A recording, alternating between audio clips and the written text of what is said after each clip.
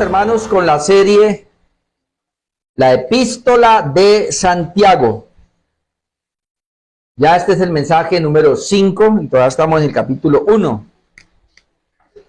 Todavía nos quedaría otro mensaje del capítulo 1. Hoy vamos a mirar capítulo 1, versículos 12 al 18, y el tema es soportando las tentaciones. Hay quienes dicen que es enlazado con lo que vine hablando acerca de las pruebas. Pues habíamos visto nosotros una introducción, versículo 1.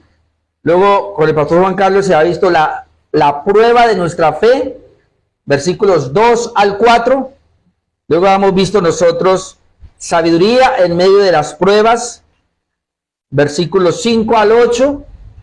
Y hace 8 días habíamos visto el orgullo del pobre y del rico, versículos 9 al 11. ¿Cuál es ese orgullo del pobre y del rico? El orgullo del pobre es su exaltación, el orgullo del rico es su humillación, pues debería ser así, y el pobre y el rico son efímeros en esta tierra.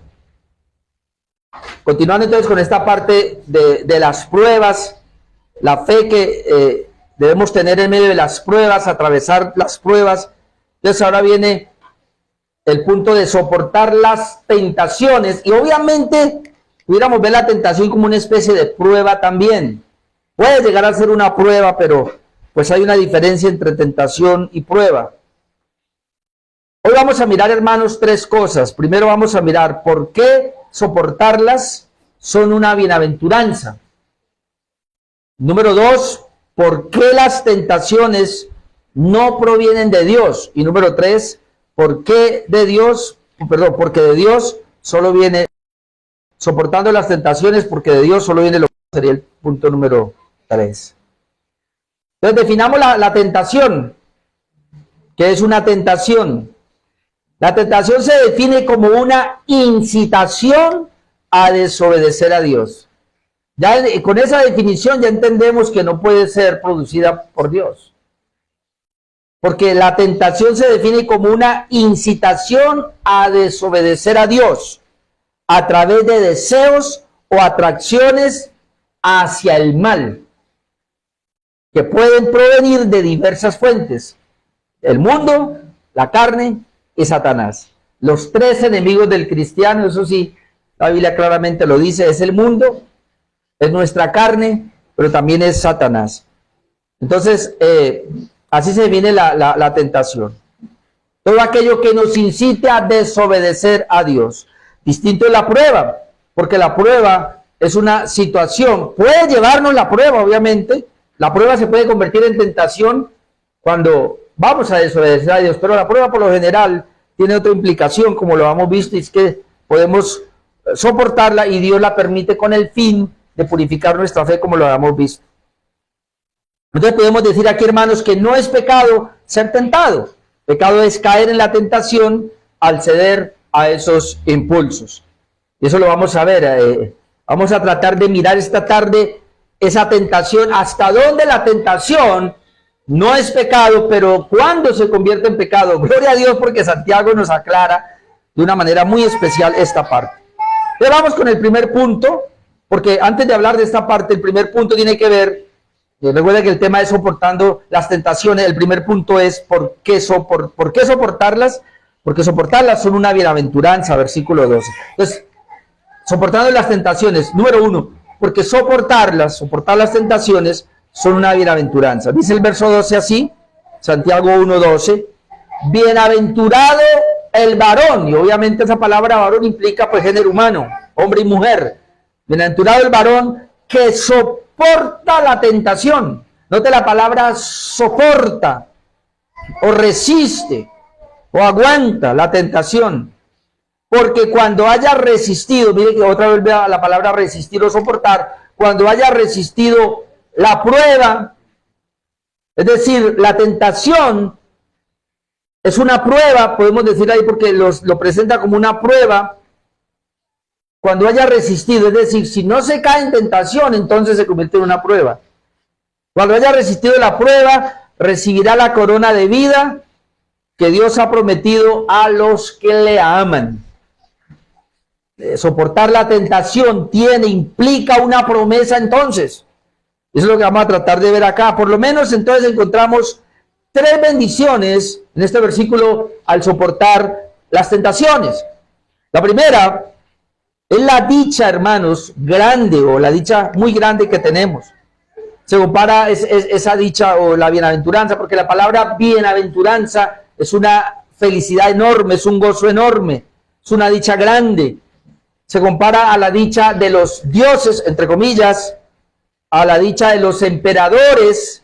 ¿Por qué se compara con ellos? Porque pues uno desde acá uno pudiera decir, bueno, el emperador o el multimillonario, entre comillas, no tiene ninguna necesidad, o por lo menos no tiene necesidad material, aunque cuando uno mira la enfermedad, así tenga mucho dinero, si Dios no les da la gracia, no van a sanar. Pueden llevarlo a la mejor clínica, pueden llevarlo al mejor médico, pueden llevarlo a otra parte, a Estados Unidos, donde sea, pero si les llegó la hora, les llegó la hora. Es decir, tampoco podemos decir que pueden comprar en este caso la salud o la vida. Pero por lo menos se dice que los dioses no tenían ningún tipo de necesidad, lo mismo aquella gente multimillonaria. Y por eso aquí está hablando, o de los faraones, aquí está hablando de esa bienaventuranza. Bienaventuranza es un gozo muy, muy extremado, muy, muy grande. Entonces, lo primero es que quien soporta la tentación es bienaventurado, porque dice, bienaventurado o dichoso o feliz el varón o la mujer que soporta la tentación. Y aquí se habla de soportarla. Aquí no dice que no es tentado. El mismo Jesús, que usted lo conoce, la Biblia dice que es puro, sin pecado. Aunque tuvo una naturaleza humana, él nunca pecó. Sin embargo, él sí fue tentado. El diablo le tentó 3 veces. No sabemos si hubo más tentaciones, pero por lo menos vemos que le tentó 3 veces. El comentarista Simon Kistemaker aquí nos dice lo siguiente. Dice, ¿quién es el hombre al que la Biblia llama bienaventurado? Se trata de la persona que encuentra su felicidad plena en Dios. Ya bíblicamente, espiritualmente, ese es el hombre bienaventurado, el que encuentra su felicidad plena en Dios, no en cosas de la tierra, sino en Dios. Puede ser pobre, humilde, hambriento o perseguido, pero es feliz. Esto parece una contradicción. Desde una perspectiva mundana, solamente el rico y el que está seguro pueden ser felices. Pero la Escritura dice que el hombre que persevera o que soporta bajo la prueba es bienaventurado. Así que esa es la primera bendición, hermano. Hay una felicidad enorme, hay un gozo mayor que cualquier situación aquí abajo, cuando uno puede soportar la tentación. A eso es que apunta. A eso es lo que apunta Santiago. Así que esa bendición nos debería entonces llevar a que cuando venga la tentación la podamos soportar, porque hay una dicha, hermano. Ese gozo, y yo lo he sentido, tal vez usted lo ha sentido, que vino una tentación, pero se pudo soportar, se pudo pasar, no se cayó en pecado, a pesar de la tentación muy fuerte que fuera, no se cayó en pecado. Hermano, el gozo es impresionante. No se compara entonces con nada en esta tierra, y eso es lo que está diciendo Santiago. Ahora, aquí se habla de resistir o soportar la prueba. Como ya lo dije, porque una tentación puede convertirse en una prueba si Dios lo permite, obviamente para sus hijos. La segunda bendición que encontramos al soportar, el varón que soporta la tentación, es que se promete la corona de vida a los que resisten. Bienaventurado el varón que soporta la tentación. ¿Por qué? Porque cuando haya resistido la prueba, cuando haya resistido, soportado, y esta palabra resistir es aguantar, permanecer ahí. Entonces usted puede imaginar a José aguantando, y aguantó tanto que dice que se quedó sin ropa. O sea, parece ser que esta mujer lo sedujo a tal manera que comenzó a quitarle los trapos, porque dice que él huyó y dejó ahí la ropa, pero él huyó. Entonces un varón que soportó esa tentación. Entonces dice, porque cuando haya resistido, soportó, tuvo una resistencia ahí, esa prueba, dice que recibirá la corona de vida. Es interesante esto, recibir la corona de vida sería la segunda bendición. El Señor le promete la corona de vida al que soporta o al que resiste. ¿Dónde vemos otra vez la misma expresión de corona? Y es bien interesante porque la vamos a ver en los Juegos Olímpicos. de ese tiempo. La corona o el premio se le daba solamente a aquellos que podían vencer. Miremos 1 Corintios 9, 24. 1 Corintios 9, 24. Mire lo que dice acá. ¿No sabéis que los que corren en el estadio, todos a la verdad corren, pero uno solo se lleva el premio? Uno solo se lleva el premio, todos a la verdad corren. Y la carrera en las Olimpiadas. Uno solo se lleva el premio. Ahora, todos tienen que correr, pero todos corren por el premio. Y dice, uno solo se lleva el premio. La diferencia con nosotros es que aquí, todos los que lleguemos, nos llevamos el premio. Vamos a ver cuál es el premio. Corred de tal manera que lo obtengáis. Es decir, la idea aquí es correr para obtener ese premio. Pero entonces, para poder obtener el premio, dice, todo aquel que lucha, de todo se abstiene. Tiene que haber una abstinencia. Ellos, a la verdad, para recibir una corona corruptible. Está hablando otra vez de estas Olimpiadas. Corrían para obtener una corona que se corroe, que se corrompe, pero igual corrían por ese premio. Pero nosotros, una incorruptible. Es decir, aquí se habla de la corona. Dice que nosotros vamos a recibir una corona incorruptible. Así que yo, dice el apóstol, de esta manera corro. Entonces está mirando la abstinencia. ¿Cómo corro? No como a la aventura. Es decir, él dice, yo tengo una carrera, pues yo no corro por placer o por deporte, no como por pasar el rato, no como por tirarme una aventura, no. Yo corro con un propósito, dice. Yo corro no como a la aventura. De esta manera peleo, y ahora entra también a hablar aquí del boxeo, peleo, también otra competencia. No como quien golpea al aire. Es decir, él tiene un objetivo y es pegarle al blanco, no como quien golpea al aire. Sino que golpeo mi cuerpo, y tiene que ver con la abstinencia de arriba, y lo pongo en servidumbre. Y mire la advertencia que él mismo se hace. No sea que habiendo sido heraldo para otros, yo mismo venga a ser eliminado. Ahora, ¿por qué esto es interesante? Porque podemos ver entonces que la corona que se ofrece de vida al que soporta la tentación, se le da porque no va a ser fácil.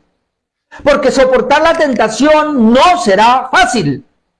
Y se plantea como aquel que corre o aquel que se entrena en el boxeo. Es decir, tiene que tener una disciplina, tiene que ser disciplinado para poder soportar. Ahora, si se promete una corona de vida, porque no es fácil. Por eso, hermano, la mayoría hemos cedido, todos acá, a la tentación de alguna manera. Pero también nos promete una bendición para el que la soporta, y también se nos dice que inclusive poder llegar a soportarla como una bienaventuranza, que el Señor nos promete la corona de vida, implica, hermanos, que se necesita una preparación, un esfuerzo y tener un objetivo claro. Es decir, tú y yo debemos proponernos no pecar. Debemos proponernos no ceder a la tentación. Si tú y yo nos proponemos, hermanos, no ceder ante la tentación, nos vamos a disciplinar. Y en la disciplina, en el ejercicio de la disciplina, entonces no vamos a ceder y se nos promete una corona de vida. ¿Por qué? Porque es una lucha. Es una lucha, hermanos. Yo diría, como dicen los reformados, y es verdad, esa es la verdadera guerra espiritual. La verdadera guerra espiritual no la vamos a encontrar ir echando fuera al diablo, ¿eso qué?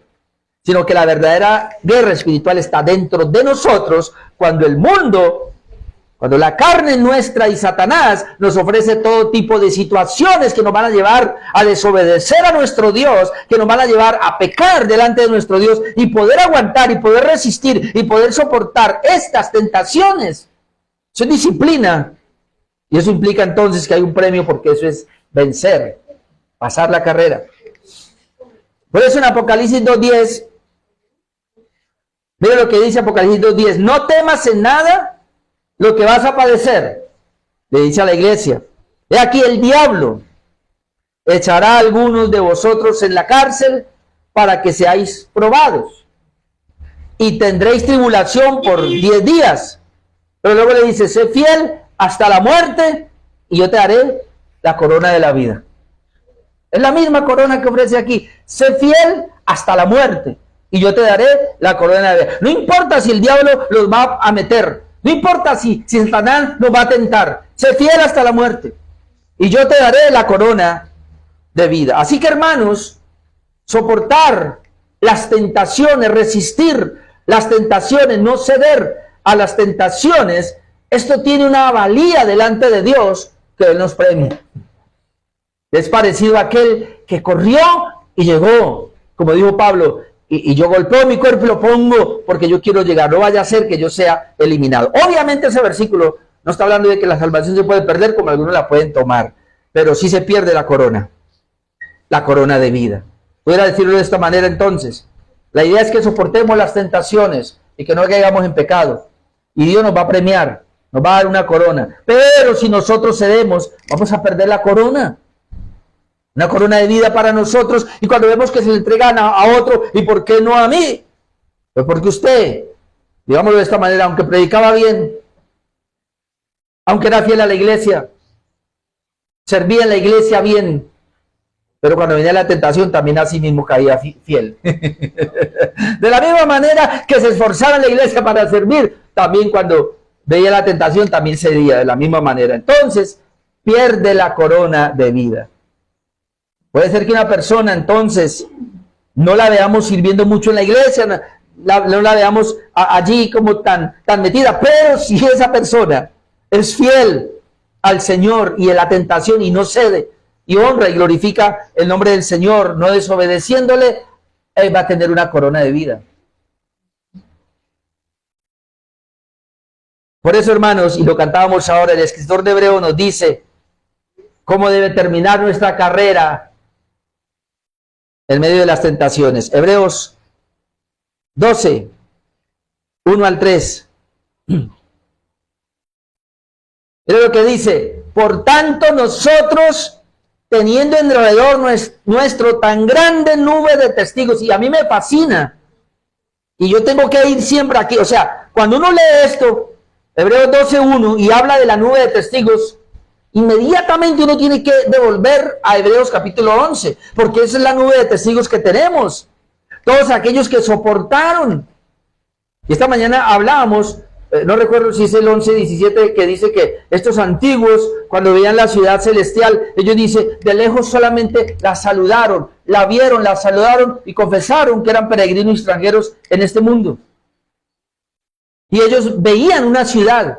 Y ellos decían, y dice que Moisés se sostuvo como viendo al invisible. Es decir, Hebreos 11 nos habla de los héroes de la fe del antiguo pacto que pudieron atravesar todas las pruebas, las tentaciones, las dificultades, pero terminaron bien. Y entonces ahora el autor de la carta a los Hebreos nos dice, bueno, por tanto nosotros también, teniendo en derredor nuestro tan grande nube de testigos, despojémonos de todo peso y del pecado que nos asedia. ¿Por qué tenemos que despojarnos? Porque la vida cristiana es una carrera. Y usted lo puede ver en todos los textos que estamos leyendo, que es una carrera de competencia. Y en una carrera usted no puede llevar peso. Despojémonos de todo peso. Nosotros nos reímos y recochamos con los otros cuando vamos a montar cicla porque, no, pero ¿por qué estoy mal? ¿Por qué estoy como tan pesado? Y luego dijo, no, hermano, sáquele un poquito de aire a la llanta. Es que ese aire es el que hace que pese la cicla y por eso usted no sube. O decimos, no, es que es el color de la caramayola, póngale otro color y verá que ahí sí le sirve. Pues recochando.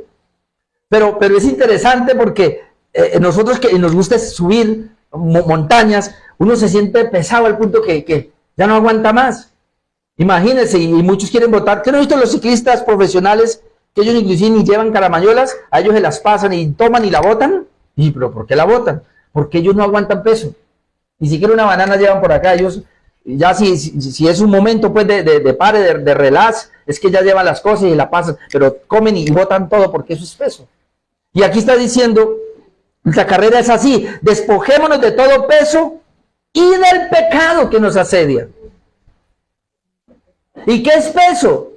Hermano, tú y yo tenemos peso. Todo aquello que de alguna manera viene y nos estorba para la vida espiritual. ¿Qué será? ¿Ese celular? ¿Ese televisor? la familia, de pronto dedicamos mucho tiempo, qué sé yo. Aún yo muchas veces le digo a Dios, mi deporte, pues puede ser. Es decir, si algo se pone allí que obstaculiza su crecimiento espiritual, aquí no está diciendo que dejemos eso, no. Sencillamente que eso no puede estorbar la vida espiritual. Si usted ve que la vida espiritual se le está menguando, hay que revisar porque es un peso que tiene que lo está haciendo mermar. Hay que despojarnos de todo peso y del pecado que nos asedia, porque el pecado constantemente está asediando. Y luego cuando sí nos despojamos de eso, corramos, como contradictorio acá, y corramos con paciencia la carrera que tenemos por delante. ¿Cómo así? En la vida espiritual es la única carrera que hay que correrla con paciencia. Usted ve a esta gente no corre con paciencia, maneja toda. Pero aquí dice, corramos con paciencia. ¿Qué? Esa carrera que tenemos por delante. Entonces nos dice cómo. Y me llama la atención aquí otra vez, porque aunque tenemos esa nube de testigos, no dice que los miremos a ellos, sino puesto los ojos en Jesús, el autor y consumador de la fe. ¿Y por qué poner los ojos en él? Porque dice, el cual, por el gozo puesto delante de él, sufrió la cruz. Y es interesante, ¿cómo hizo el Señor para sufrir la cruz? El gozo puesto delante de él. Y el gozo se da precisamente después de esto hay una victoria. Así que cuando estemos en una prueba o en una tentación de estas, Señor, dame la capacidad para resistirla, porque después de esta hay un gozo impresionante. Poner el gozo delante de él. Y dice que así sufrió la cruz, menospreciando el oprobio, que es otra cosa, menospreció el oprobio, es decir, todo eso que le vino a él no lo tomó en cuenta, sino que lo menospreció, todo lo malo que le llegó lo menospreció, lo tuvo como poco, y luego se sentó a la diestra del trono de Dios, y luego dice, considerad a aquel que sufrió tal contradicción de pecadores contra sí mismo, para que vuestro ánimo no se canse hasta desmayar. Considerad entonces a aquel, para que vuestro ánimo no se canse. Entonces, ¿a quién tenemos que mirar? A Jesucristo, hermanos. Por eso Jesucristo es el modelo para nosotros. Y como Jesús, tú fuiste tentado, por eso dice la Biblia que fue tentado en todo, según nuestra semejanza, pero sin pecado. Así que nosotros también con Él, en nosotros, podemos resistir la tentación. Necesariamente cuando viene la tentación, no tenemos por qué ceder ante el pecado. Porque entendamos, hermano, que nos estamos despojando, que son esa carrera que no nos puede desviar, que la tentación o el pecado nos desvía, nos detiene. Aquel que está compitiendo no se va a desviar porque vio algo en el camino. Y la idea es esa, tenemos una carrera y vamos hacia la meta, a la Nueva Jerusalén, la ciudad celestial que veíamos esta mañana. Esa es nuestra meta, así que el mundo nos va a presentar distracciones, pero usted mira y sigue, usted no se puede detener. La carne le va a mostrar deleites que usted, ¿por qué no para un momento y se deleita un rato, se relaja y descansa? No, yo estoy corriendo con mucha paciencia. Y Satanás va a llegar y le va a mostrar, le va a decir, tampoco tome tan a pecho las cosas de esa vacación. Y no, porque yo estoy corriendo. Es decir, el que corre no se detiene. ¿O sí? No, porque entonces llega de último y no recibe el premio. Y aquí se trata, uno solo se lleva el premio. Corred de tal manera que lo tengáis.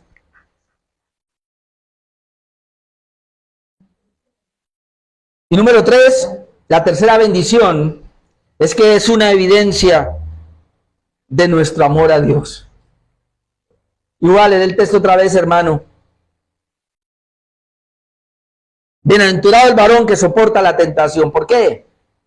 Bueno, ya hay una bienaventuranza, pero porque cuando haya resistido la prueba, recibirá la corona de vida que Dios ha prometido a los que le aman. Ay, hermano. Cuando yo miraba eso, yo decía, bueno, Dios, yo te amo, Dios mío. Amo a Dios. Mi amor a Dios se demuestra entonces cuando yo puedo resistir la tentación. No solamente soy bienaventurado, no solamente Dios me va a premiar, sino que ahora eso es una evidencia de mi amor a Dios. Dice Kingmaker acá, el hombre no puede ganarse la corona de la vida, ya que Dios se la da gratuitamente. Dios pide que el hombre ponga toda su confianza en Él y lo ame de todo corazón. Amar a Dios de todo corazón, alma, mente Y amar al prójimo como a uno mismo constituye el resumen de los 10 mandamientos. Y tú y yo sabemos, hermanos, lo que dice primera de Juan 4:19. Nosotros le amamos a Él porque Él nos amó primero. Así que poder vencer la tentación es una indicación de que en mí hay amor hacia Dios porque Dios me amó primero. En otras palabras, si el amor de Dios no está en una persona, no va a resistir la tentación. Pero si Dios te amó a ti, me amó a mí, puedo resistir la tentación. ¿Por qué? Porque lo amo a Él. Yo lo amo a Él porque Él me amó primero. ¿Y cómo sé que me amó? ¿Acaso no envió a su Hijo a morir en la cruz por ti? De tal manera amó Dios al mundo. Ese amor de Dios enviando a su Hijo es el amor más grande que un ser humano pueda conocer. Y entonces ahora yo puedo resistir la tentación, no lo voy a ofender, es decir, voy a obedecerlo, porque es la manera como yo puedo demostrarle mi amor a Él. El pastor Evis Carballosa dice aquí, la frase de la vida es un genitivo opositivo, o sea que la corona es en sí la vida. Es probable que Santiago tuviese en mente el concepto judío de un disfrute pleno de la vida como prueba de las bendiciones de Dios. Ese disfrute comienza aquí en la tierra y se extiende hasta la eternidad. Luego dice, la expresión no puede referirse a la vida eterna que es dada a la persona cuando confía en Cristo para su salvación. La salvación no es un premio, sino un regalo de Dios. Es un regalo, es de gracia. Dios no la otorga. Y obviamente no se refiere a la vida eterna, sino a un premio que Dios nos da. Soportando las pruebas, en segundo lugar, porque las tentaciones no provienen de Dios. ¿Por qué debo soportar? ¿Por qué debo soportar la tentación? Porque las tentaciones no provienen de Dios. ¿Por qué debo soportar las tentaciones? Porque las tentaciones no provienen de Dios. Versículo 13 al 15. Versículo 13 encontramos que Santiago deja bien claro que si Dios prueba, Él no tienta a nadie. Dios nos puede probar. Probó a Job. Dios puede probarnos, pero Él no nos puede tentar. ¿Qué es la diferencia? La prueba es Dios la permite para edificarnos a nosotros, es decir, para sacar un bien. Pero la tentación es hacia un mal, a perjudicarnos a nosotros. La tentación es para perjudicar nuestra vida espiritual.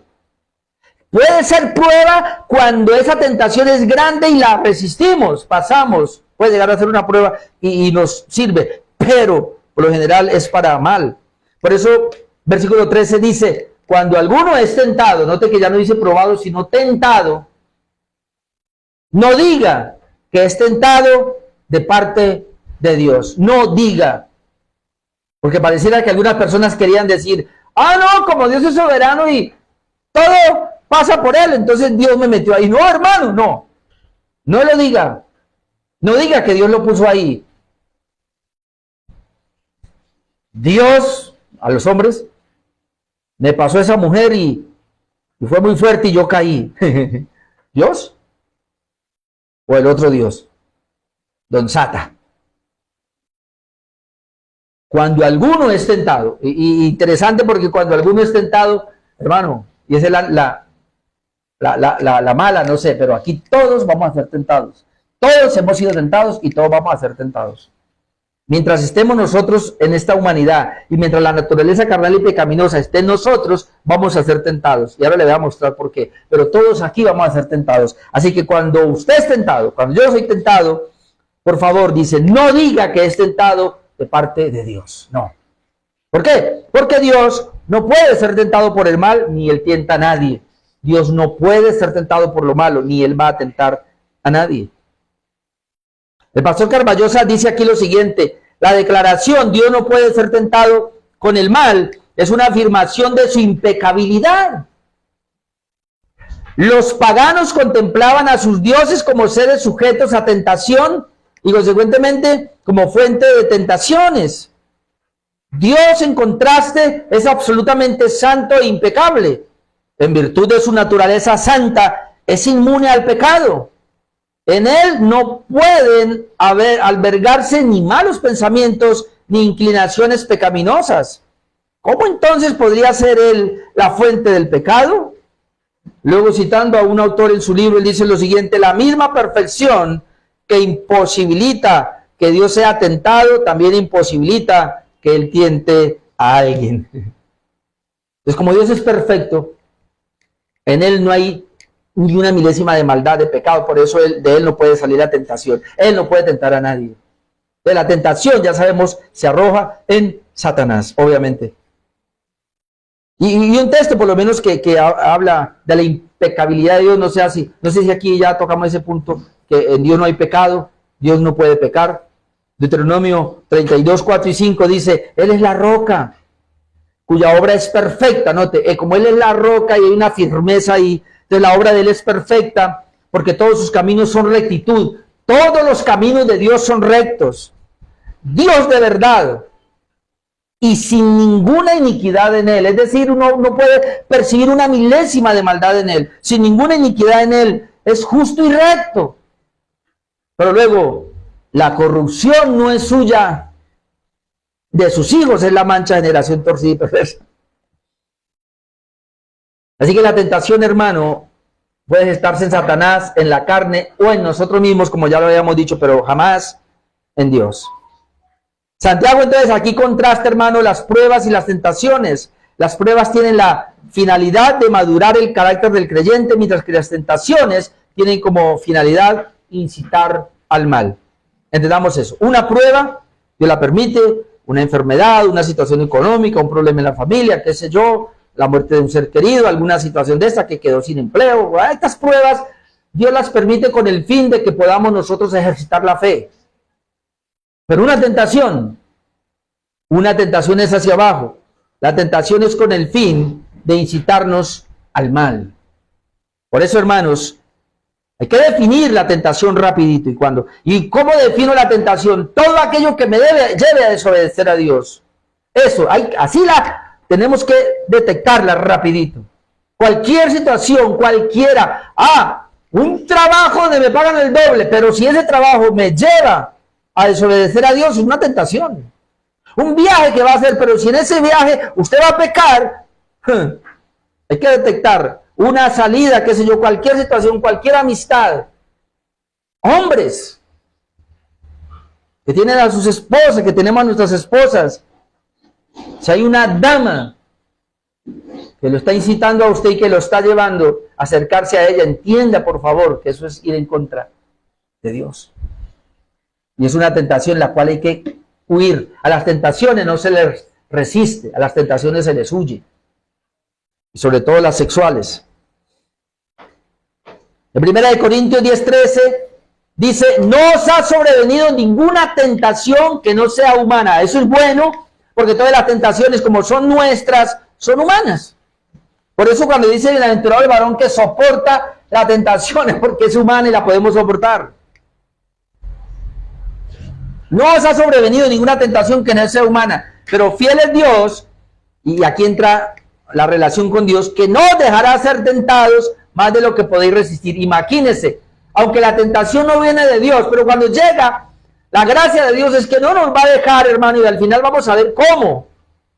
¿Qué tenemos que hacer entonces para que esa tentación no coja fuerza? Porque dice que Dios no nos dejará ser tentados más de lo que podéis resistir, sino que dará también juntamente con la tentación la salida para que podáis soportar. Dará juntamente con la tentación la salida. Es decir, y aquí hay varias cosas. Detectamos cuando llegó la tentación. La tentación es aquello que nos lleva a desobedecer a Dios. Inmediatamente el Señor llegó la tentación, Dios nos va a ayudar, y eso depende de la relación que tenga con Él, la comunión que tenga con el Espíritu Santo, el tiempo de oración que yo tenga con Él. Dios me va a avisar en ese momento y me muestra la salida. Yo siempre aplicaba ese pasaje a las pruebas, pero cuando ya lo leí mejor para este estudio, dije: ay, este texto habla de tentación. Obviamente se puede aplicar para las pruebas, pero me gusta más entender esa parte de tentación, porque quiere decir, hermanos, sería otra parte. Además de que soy bienaventurado cuando llega la tentación, además de que me gano una corona de vida, además de que eso demuestre el amor que tengo hacia Dios, ahora puedo ver acá que Dios está para auxiliarme en ese momento, que no estoy solo, que no tengo, que no estoy desprovisto. Dios está allí para ayudarme, hermano. Así que si yo cedo a la tentación es mi culpa. Torpe soy yo, porque la disposición de Dios está a mi favor. Segunda de Pedro 2:9. Mire, hermanos, ¿sabe el Señor librar de tentación a los piadosos? ¿Sabe el Señor librar de tentación a quién? A los piadosos, a los que tienen comunión con Dios. Y ahora entiendo, hermanos, con este pasaje por qué, y yo sé que a usted le pasa, soy más propenso a ser tentado cuando no tengo mucha comunión con Dios. ¿Le ha pasado? Claro que sí. Soy más propenso, hermanos, a que la carne mía se revuelva. Cuando yo en mi casa me pongo como muy iracundo y cuando veo que como que todo me está fastidiando, ya me doy cuenta que me falta orar. Y por eso tengo que ir a orar. Porque los piadosos son aquellos que tienen una comunión con Dios y entonces Dios los mantiene solvente, digámoslo así, de vida espiritual. Pero usted deje de comunicarse con Dios y verá que se le viene todo el diablo encima y su misma carne se rebota y usted es peor que un impío. Pero dice, ¿sabe el Señor librar de tentación a quién? A los piadosos. No a todos, a los piadosos. Y reservar a los injustos para el castigo del día del juicio. Satanás dice que, ya dijimos que cuando alguien es tentado no es Dios, no es Dios, porque Dios no puede ser tentado por el mal, y él tienta a nadie. Entonces, ¿quién es el que tienta? Satanás. Primera de Tesalonicenses 3:5 lo podemos entender. Primera de Tesalonicenses 3:5 dice, por lo cual también yo, no pudiendo soportar más, dice el apóstol Pablo, envié para informarme de vuestra fe. Creo que fue a Timoteo que lo envió para saber cómo iban los tesalonicenses. Pero dice, no sea que os hubiese tentado el tentador y que nuestro trabajo resultase en vano. ¿Quién es el que tienta? El tentador. Y aquí la palabra para el tentador es Satanás. ¿Cómo sabemos que Satanás es el tentador? Mateo 4:3, por lo menos un versículo de las 3 tentaciones para Jesús. Mateo 4:3 dice, y vino a él el tentador. ¿Vio? Es el mismo. Y vino a él el tentador y le dijo, si eres hijo de Dios, di que estas piedras se conviertan en pan. ¿Qué es la tentación entonces? Llevarnos a pecar. Porque dice que viene el tentador y ¿qué le dice al Señor? Haga un milagro. Eso se llama un milagro sin Dios. O sea, la pregunta que uno siempre se hace, ¿Jesucristo podía convertir esas piedras en pan? Claro. Pero si eso no está en la voluntad de Dios, si esa no es la voluntad del Padre. Recuerde que Jesús dijo, yo vine a hacer solo lo que el Padre me dijo. El Padre nunca le dijo que cuando tenía hambre en el ayuno convirtiera las piedras en pan, nunca le dijo. Pero ahora Satanás viene y le dice, ¿tienes hambre? Haz que se conviertan esas piedras en pan. Y él le dice, vete, Satanás. ¿Por qué? Porque eso va en contra de la voluntad de Dios. Entonces ya sabemos que Satanás siempre nos va a llevar en contra de la voluntad de Dios. Y aquí no importa si es su cónyuge, si es su hijo, si es un hermano, si es el pastor. Si nosotros los seres humanos, aún creyentes, le decimos a alguien que haga algo que va en contra de la palabra, que va en contra de los principios de Dios, eso se llama tentador. O sea, Satanás está usando. Y no tengo acá, pero le voy a poner un ejemplo.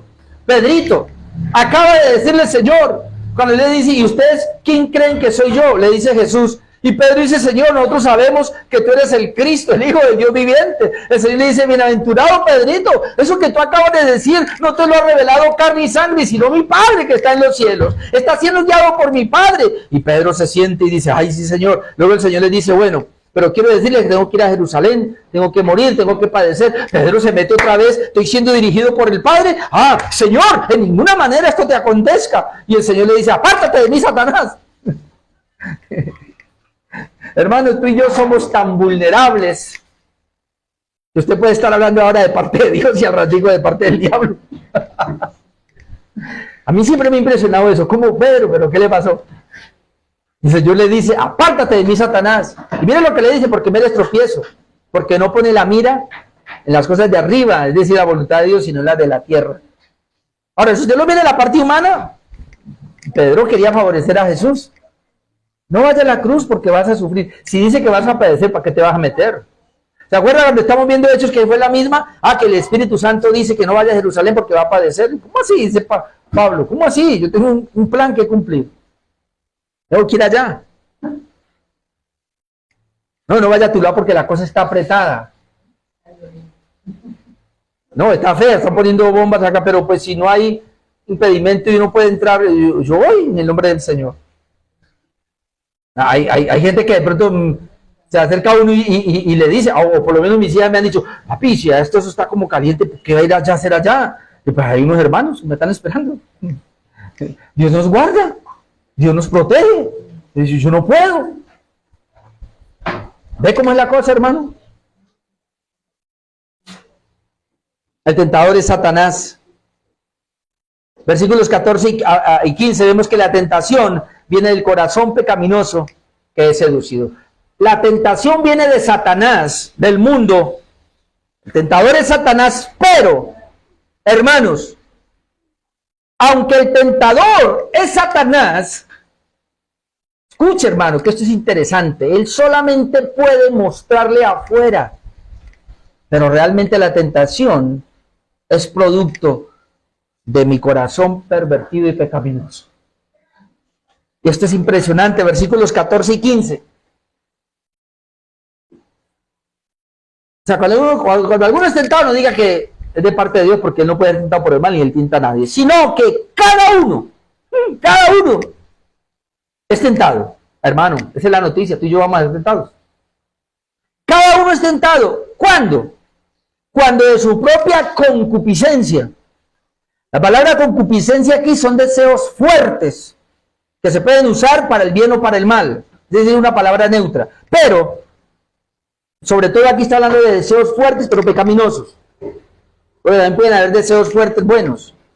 Y en ese sentido la concupiscencia, deseos fuertes buenos, pero aquí son malos. Entonces, y por lo general casi son malos. Cada uno es tentado cuando de su propia concupiscencia, note, otra vez, de sus propios deseos malvados que hay dentro de ti. Digámoslo de esa manera. ¿Qué pasa? Es atraído y es seducido. Ahí está la tentación. Entonces, la concupiscencia, después que ha concebido, ay, mira el proceso, después que ha concebido, ha dado a luz, porque dice que da a luz el pecado, y el pecado siendo consumado, da a luz la muerte. Por eso Jesús dijo, el pecado no es cuando se acostó con la mujer, el pecado es cuando ya comenzó a tener pensamientos pecaminosos, y comenzó a desearla. Jesús lo dijo así, el adulterio no es en el acto, el adulterio es cuando usted aquí comenzó a tener deseos con esa persona y los consumó. Así que vamos a mirar. Dice, cada uno, o sea que todos vamos a ser tentados, de alguna manera, es tentado cuando de su propia concupiscencia, hermano, dice la mala noticia, tú y yo tenemos concupiscencias. Tenemos deseos malos dentro de nosotros, no solo buenos. Tenemos deseos malos dentro de nosotros.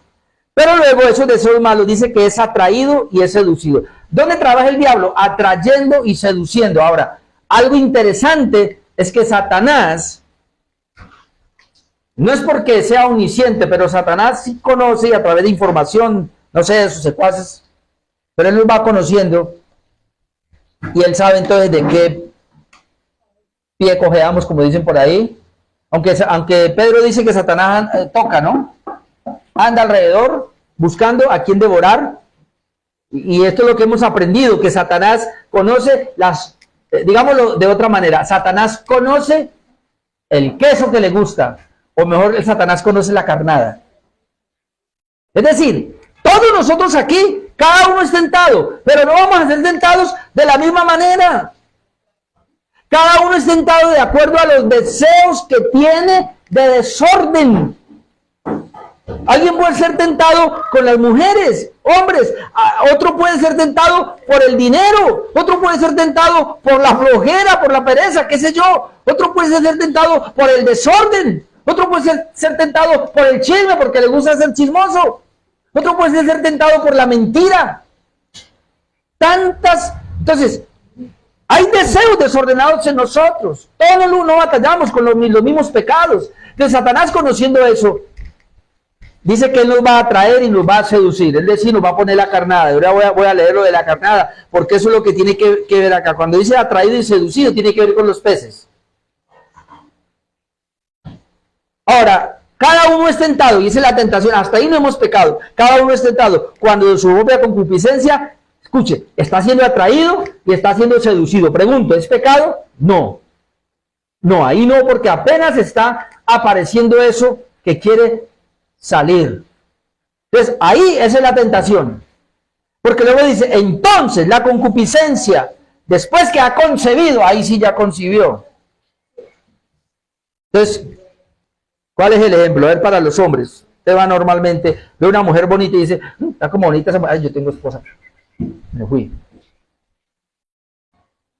O sea, somos seducidos y atraídos hasta cierto nivel. A veces mi esposa me ha dicho, pero como que la miró, ¿no? Hermano, es inevitable. Es decir, yo soy honesto con ustedes. Y soy como muy mirón. Y mi esposa ya sabe.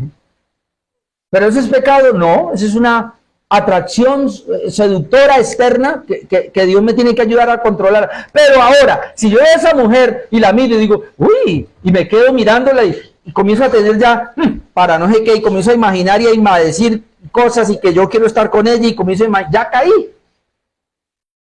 Ya concebí el pecado. Porque dice, mire el proceso. Cada uno es tentado. Ok. ¿Cuándo? Cuando de sus propias concupiscencias las tenemos.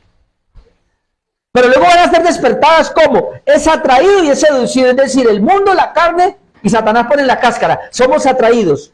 Entonces la concupiscencia, después que ha concebido, porque él concibió, da a luz el pecado. No, pues es que no me acosté con ella. Ya, pero ya pecó. Jesús lo dijo. Ya pecó porque ya pecó en su corazón. Da a luz el pecado. Y el pecado siendo consumado, ahora sí va a la consumación, da a luz la muerte. O sea, da a luz el pecado, pero luego habla de una consumación. Es decir, tuvo pensamientos malos con la mujer, ya concibió el pecado y luego terminó acostándose con ella. Bueno, si es el caso. O terminó haciéndose la acción. Y el pecado produce la muerte. Mire lo tremendo, porque allá dice que nos dará una corona de vida, el varón que soporta la tentación, la vida misma, como decía este pastor Carvallosa, es la misma vida de Cristo, pero ahora el ceder a la tentación, caer a la tentación, tenemos el premio de la muerte. Hermano, esto es verdad, cada vez que tú y yo pecamos por ceder a la tentación, algo espiritualmente en nosotros se muere, se va muriendo. Y se va muriendo al punto que usted ya no quiere las cosas de Dios, sino que va queriendo ahora eso que lo mató, las cosas del mundo, las cosas de la carne. ¿Es lo peligroso? Ojalá tengamos eso en mente. Algo va a morir. Si yo cedo a una tentación, algo en mí va a morir. Y después, ¿pero por qué será que ya no hay deseo de orar? ¿Pero por qué será que no me siento lo mismo en el culto? Ya no quisiera que ese pastor predicara de esa manera, pero hay algo que se está muriendo. Porque la vida está desapareciendo, mi hermano. Por eso rapidito el arrepentimiento. Make nos dice aquí, y es larguito, pero lo voy a leer, porque me llamó la atención esto, y es donde tiene que ver con la seducción, que tiene que ver con los peces. Dice así: alguna gente trata de excusarse de su pecado diciendo, el demonio me hizo hacerlo, Satanás me hizo hacerlo. Pero esa excusa no sirve, ya que el hombre mismo es responsable de su propio pecado. Ahora dice, la tentación es universal. Ninguna persona escapa su confrontación con ella. Cada uno es tentado cuando es arrastrado y seducido por su propio mal deseo.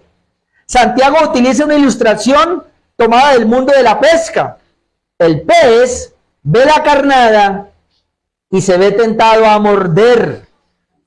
Cuando dicho pez toma la carnada, repentinamente es arrastrado y paga con su vida su inocencia e ignorancia. Ahí. Pero el hombre no puede obviamente alegar inocencia o ignorancia. Así lo señala específicamente Santiago. Cada uno es tentado cuando por su propio mal deseo. Nuestros deseos nos llevan entonces a la tentación, y si no estamos controlados por el Espíritu de Dios, nos llevan al pecado. Como alguien dijo, si la tentación o el pecado no fuera atrayente, no fuera algo atractivo, no se caería en él. Y otra vez tengo que hablar del adulterio, porque es impresionante los adulterios que hay dentro de las iglesias. Y hay canciones que dicen, y alguna obviamente dicen lo que es la realidad, pero carnalmente. Es que cuando se peca, hay una canción que dice que se coge el cielo con las manos. Es que pecar es bueno. Yo leía a otro comentarista que decía, o escuchaba a un comentarista que decía, y es verdad, cuando uno está con la esposa, eso es tan puro el sexo, que es una delicia, y no hay problema, pero cuando es otra mujer, algo le pasa al cuerpo, comienza a experimentar como unas sensaciones raras de miedo, pero también algo que le agrada a la carne. Y entonces eso se asemeja a la carnada. El pez va tranquilo y dice que cada carnada es de acuerdo al pez que quiere coger. Así que Satanás sabe exactamente la carnada que puede usar para usted. Por eso las tentaciones son diferentes, los deseos son diferentes. Y si tenemos un problema, en este caso con la mujer ajena, entonces él nos la va a presentar a toda hora. Si tiene problemas con el dinero, a toda hora se lo va a presentar. Si tiene problemas, hermano, con el chisme, a toda hora. Es decir, ahí está Satanás poniéndole la carnada con la cual quiere apresarnos, agarrarnos a nosotros. Por eso, el versículo principal, y tener en cuenta eso, hermanos, para no ceder ante la tentación. ¿Por qué se cede a la tentación, hermano? Porque es un problema que está ahí. Ahora entendemos por qué la Biblia registra una y otra vez que yo debo hacer morir lo terrenal en mí y que debo mortificar mi pecado. Mateo 15, 19, avalando lo que dice Santiago, dice, porque del corazón salen los malos pensamientos, los homicidios, los adulterios, las fornicaciones, los hurtos, los falsos testimonios, las blasfemias. ¿De dónde salen? Del corazón. El corazón. Así que no le echemos la culpa a lo que vemos afuera. Mi esposa, a veces cuando va conmigo o ahí en la misma casa, en la casa, y yo lo digo sin ningún problema, pero a veces yo estoy ahí y a veces pasan mujeres muy ceñidas y mi esposa se enoja con ellas. Yo le digo, es su corazón. No se enoje con ellas, enoje conmigo más bien si yo me pongo a ponerles cuidado, porque el problema entonces lo tengo soy yo. Claro, mi esposa me quiere amparar, me quiere proteger, y entonces ella quisiera ir a la calle y que no hubiera mujeres así muy mostronas para que su esposa no mire. Y yo la entiendo, y yo sé que las mujeres hacen eso con nosotros. ¿Sí o no, Ana? Que cada vez le pone la mano a John para que no mire. Y Ana lo hace, ¿sí o no? Todos lo hacen así, y lo entendemos. Pero el problema es interno, el problema es de nosotros. Si tú eres mirón, el problema está en ti. Está en nosotros. Cada uno es seducido cuando su propia concupiscencia es atraído. Así que el problema tenemos que llevarlo a Dios en oración. Señor, yo lo llevé muchas veces. Yo tengo problemas con mis ojos, Señor, porque quieren ver más allá. Así que por favor, ayúdame, Señor. ¿Y qué hago?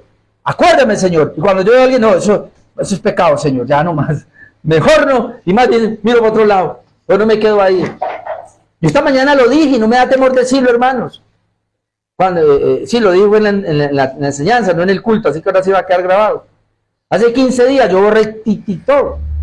Yo no tenía TikTok y mandaban mensajes de TikTok y yo miraba y decía, no abre, tiene que descargar, hasta que me caí, voy a descargarlo y lo descargué.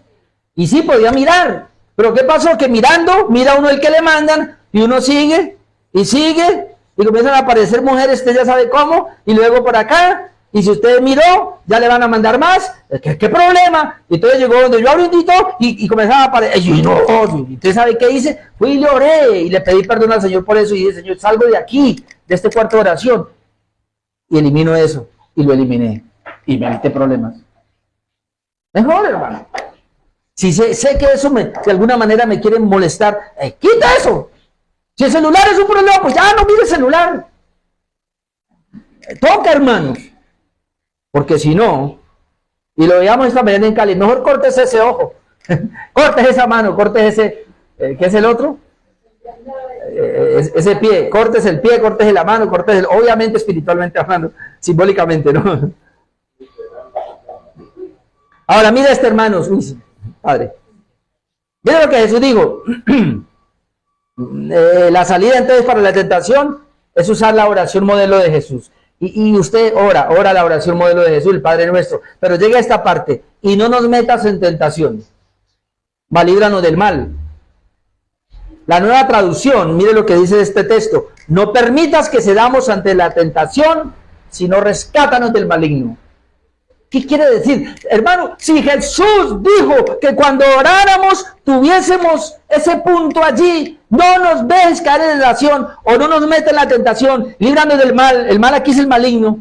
Entonces tenemos que orar siempre así.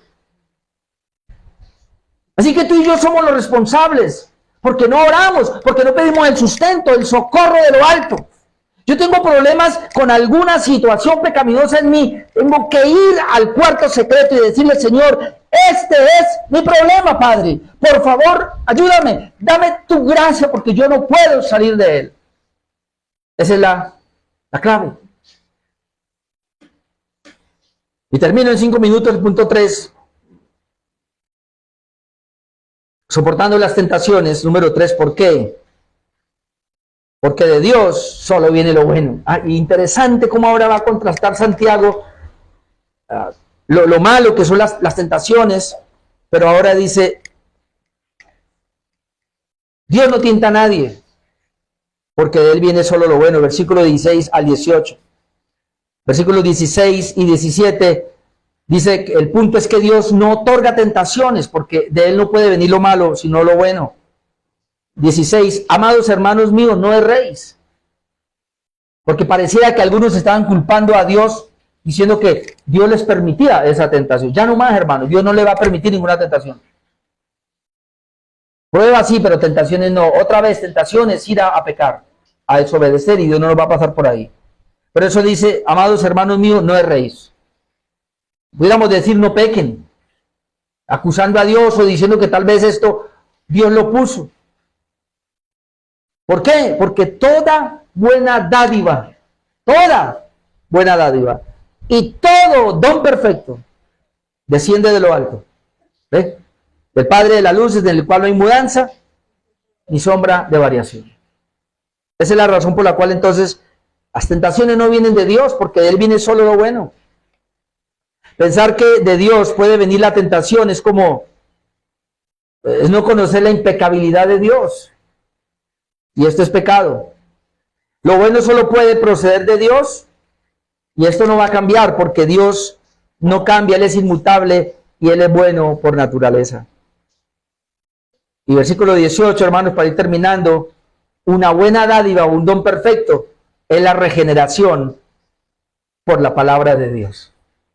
Versículo 18, él, de su voluntad, fue su voluntad, nos hizo nacer por la palabra de verdad, para que seamos primicias de sus criaturas. Entonces, de él no viene la tentación, de él viene lo bueno, y una parte de lo bueno que él nos muestra aquí es la regeneración. ¿Cómo fuimos regenerados? Dice que por la palabra, en primera de Pedro 1:23, siendo renacidos, no de simiente corruptible, sino de incorruptible, por la palabra de Dios que vive, permanece para siempre. Dios nos regeneró, Juan 1:12-13. Mas a todos los que le recibieron, a los que creen en su nombre, le dio potestad de ser hechos hijos de Dios. Es decir, él es bueno y él es nuestro Padre. Un padre no va a permitir que sus hijos caigan. Por eso dice: los cuales no son engendrados, los hijos de Dios no son engendrados de sangre, ni de voluntad de carne, ni de voluntad de varón, sino de Dios. Dios nos regeneró. La regeneración, hermanos, es una obra del Espíritu Santo, aplicando la palabra de Dios o el Evangelio que habla de la obra de Cristo. Tito 3:4-7, lo va a leer todo. Dice: pero cuando se manifestó la bondad de Dios, cuando se manifestó la bondad de Dios nuestro Salvador, y su amor para con los hombres nos salvó. No por obra de justicia que nosotros hubiéramos hecho, sino por su misericordia. Mire cómo lo hizo, por el lavamiento de la regeneración y por la renovación en el Espíritu Santo. Esto es una obra de Él, el cual derramó en nosotros abundantemente por Jesucristo nuestro Salvador, para que justificados por su gracia viniésemos a ser herederos conforme a la esperanza de la vida eterna. Entonces, el propósito de la regeneración, hermanos, es que seamos primicias de Dios, es decir, un pueblo especial para Dios.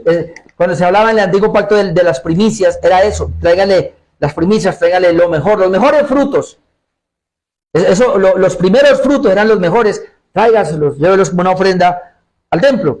Y aquí dice que el Señor nos regeneró y nos hizo primicias para Él, es decir, somos de lo mejor. Y esa es la idea, somos sus hijos, somos su familia, Él es nuestro Padre.